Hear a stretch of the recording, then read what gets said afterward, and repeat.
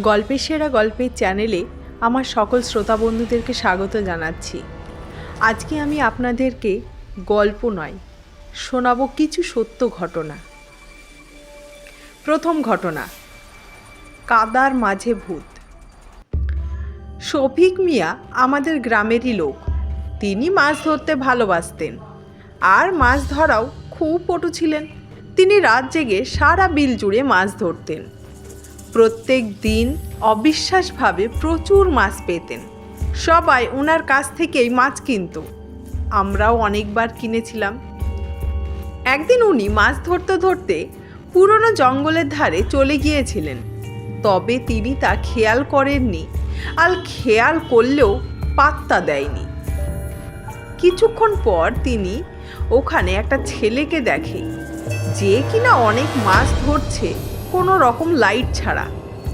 শফিক মিয়া কিছু বুঝতে না পেরে ছেলেটিকে ডাক দিলেন, কিন্তু ছেলেটি একবারও ঘুরে তাকালো না। এতে ওনার খুব রাগ হলো, আর কাছে গিয়ে ধমক লাগালো।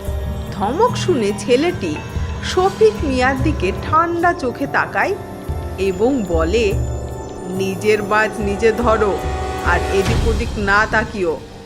শফিক মিয়া বলে, তাকালে কি হবে রে, তোর বাপ আসবে রে কি? তোর গ্রাম কোনটা রে ছোকরা? এতে ছেলেটি হেসে বলে, আমি তো ভালো, নিজে মাছ ধরি। বাবা আসলে তো আপনার মাছ শুদ্ধ নিয়ে যাবে। এই কথা শুনে শফিক মিয়া রেগে বলে, আজ তোর মাছ আমি নিয়ে যাব, আর তোর বাপকে আসতে বলিস কাল। এই বলে তিনি ছেলেটির মাছ নিয়ে চলে আসতে লাগলো। তখন ছেলেটি বলে, আমরা সবার মাছ নিই, আর তুমি আমার মাছ নিচ্ছ? নাও, আমি কিচ্ছু করব না, তবে কালকে এখানে আসিও না। শফিক মিয়া বলে, বললাম না তোর বাপকে আসতে বলিস। এবার ছেলেটি কিন্তু রেগে বলে, আরে বোকা, বুঝিস না কেন? মাছ না নিয়ে গেলে কাল আমারই বাপ আসবে, বুঝবি তখন। তারপর ছেলেটি চলে যায় পুরনো জঙ্গলের দিকে। শফিক মিয়া পরদিন সন্ধ্যায় মাছ ধরতে যাবার আগে কিছু লোককে দোকানে চা খেতে খেতে এই ব্যাপার বলছিলেন, আর ঝগড়া লাগলে সাহায্য করতে বলছিলেন। লোকেরা তাকে যেতে নিষেধ করেছিল, কিন্তু তিনি শুনেনি, চলে গেলেন মাছ ধরতে। তবে ওইখানে গেলেন না, একটু অন্যদিকে গেলেন। অনেকের সাথে মাছ ধরছিল, আর কিছুক্ষণ পর সবাই ডেকে ডেকে কথা বলছিল। তখন একজন এসে শফিক মিয়াকে বলল, উনি পুরনো জঙ্গলের দিকে যাবে, শফিক মিয়া যাবে কিনা। কিছুক্ষণ ভেবে রাজি হলেন, আর দুজন ওই দিকে গেলেন। আরও কিছুক্ষণ পর শফিক মিয়া যাদের বলেছিল, তারা ওনার খোঁজ নিয়ে দেখলো উনি নাই। ওনারা কয়েকজন একসাথে পুরনো জঙ্গলের দিকে গেলেন এবং লাইট দিয়ে ভালো করে দেখতে লাগলেন। হঠাৎ একজন কাদার মাঝে একটা কিছু দেখে সবাইকে ডাকলেন। সবাই এসে দেখে শফিক মিয়া কাদার মাঝে ডুবানো। সবাই তাকে কাদা থেকে টেনে বের করে আনলেন। তার সারা শরীরের হাড় ছিল ভাঙা, আর মুখের মধ্যে বড় একটা কই মাছ ঢোকানো ছিল। 2 দিন হাসপাতালে মুমূর্ষ অবস্থায় থাকার পর তার মৃত্যু হয়। আজকে দ্বিতীয় গল্প, 3 ছদ্মবেশী হুজুর। নওগাঁ শহরের একটি রাস্তায় এই ঘটনাটি ঘটে। তখন রাত প্রায় 2টা বাজে। এই ঘটনাটির শিকার একজন সিএনজি চালক। তার নাম হাবিব। হাবিব তখন তার সিএনজি নিয়ে বাসায় ফিরছিল। সে হঠাৎ করে দেখলো দুজন মধ্যবয়সী হুজুর ধরনের ব্যক্তি তাকে সিএনজি থামানোর জন্য অনুরোধ করছে। তা দেখে সে থামলো এবং একজন হুজুর তার সাথে কথা বলল। হুজুর বলল, ভাই, আমরা খুব বিপদে পড়েছি। হাবিব তখন বলল, আপনাদের কি হয়েছে জানতে পারি? হুজুর তখন বলে, সামনে আমাদের এক বন্ধু একটি লাশ নিয়ে দাঁড়িয়ে আছে। ওই লাশটাকে নিয়ে আমাদের সামনের গ্রামে যেতে হবে। তুমি কি আমাদের পৌঁছে দিতে পারবে? হাবিব কিছুক্ষণ ভাবল, তার মাঝে ওনাদের জন্য দয়া হলো, সে আবার কথা বলল। হাবিব তখন বলল, আমি আপনাদের পৌঁছে দিব। হুজুর তখন বলল, ধন্যবাদ তোমাকে। এইটা বলে দুজন সিএনজিতে উঠে পড়ল। কিছু দূরে যেতেই হাবিব দেখল আরেকজন হুজুর লাশ নিয়ে দাঁড়িয়ে আছে। লাশটি কাপড় দিয়ে পেঁচানো। হাবিব ওনার সামনে এসে সিএনজি থামালো। এরপর 2 হুজুর নামলো এবং 3 হুজুর লাশটি নিয়ে উঠল। তারপর তারা হাবিবকে সিএনজি চালাতে বলল, আর একজন হুজুর ওর সাথে কথা বলতে থাকলো। হুজুর তখন বলল, সামনের গ্রামে যেতে কতক্ষণ লাগবে? হাবিব তখন বলল, প্রায় 40 মিনিট।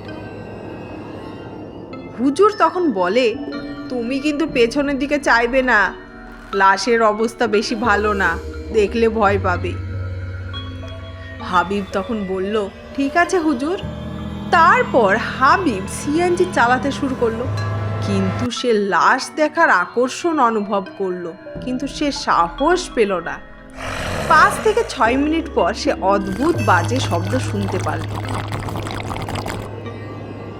এক অজানা ভয় তাকে গ্রাস করলো। সে তার মনের ভয় দূর করার জন্য সামনে লুকিং গ্লাস দিয়ে পেছনের দিকে চাইল। চেয়ে সে যা দেখতে পেল তা কেউ কোনোদিনই ভুলতে পারবে না। সে দেখল ওই 3 হুজুর লাশটিকে ছিঁড়ে ছিঁড়ে শকুনের মতো খাচ্ছে।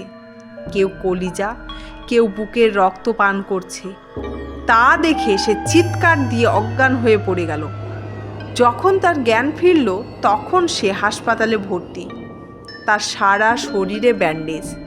তাকে সকালে রাস্তার পাশে একটি খাল থেকে উদ্ধার করা হয়। এখন সে সুস্থ আছে, কিন্তু ওই দিনের ঘটনার পর থেকে আজও সে সন্ধ্যার পর আর সিএনজি নিয়ে বের হয় না। তাকে আজও ওই দিনের ঘটনা তাড়া দিয়ে বেড়ায়। আজকের 3য় গল্প, কাটা গাছে কাকে দেখলাম। আমাদের বাড়ির বর্ণনাটা দিই। আমাদের বাড়ি মেন রোড থেকে প্রায় ওই 2 সেকেন্ডের মতো রাস্তা। রাস্তাটা মাটির। বাড়ি যাওয়ার পথে রাস্তার 2 ধারে 2টি পুকুর পড়ে, যার একটি ভালো আর অন্যটি খারাপ। খারাপ পুকুরটার চারপাশে ছিল ঘন জঙ্গল, তার মাঝে ছিল একটা বড় আম গাছ। ঘটনার ঠিক আগের দিন গাছটা কেটে ফেলা হয়েছিল। এবারের ঘটনা সেই কাটা আম গাছকে ঘিরে। একদিন আমার কাকা রাত 10টার দিকে বাড়ি ফিরছিল। পুকুর পাড়ে আসতেই চোখ পড়ল ওই জঙ্গলের দিকে। কাকা তখন হঠাৎ করে কান্নার আওয়াজ পেল।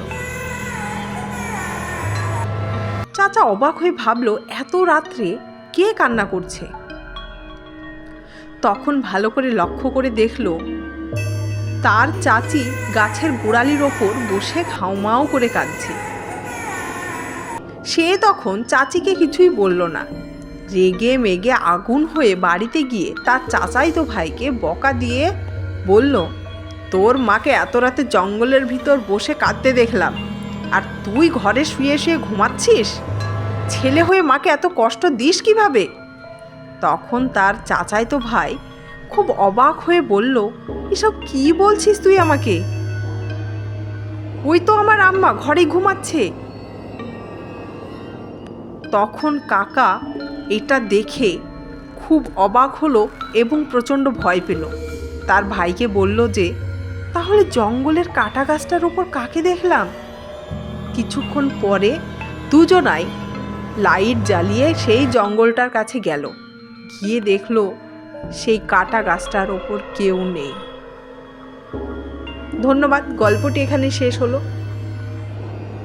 যদি গল্পগুলো আপনাদের ভালো লাগে তাহলে অবশ্যই চ্যানেলটিকে লাইক, শেয়ার এবং সাবস্ক্রাইব করে দিয়ে আমাদের পাশে থাকবেন পরবর্তী গল্প শোনার জন্য।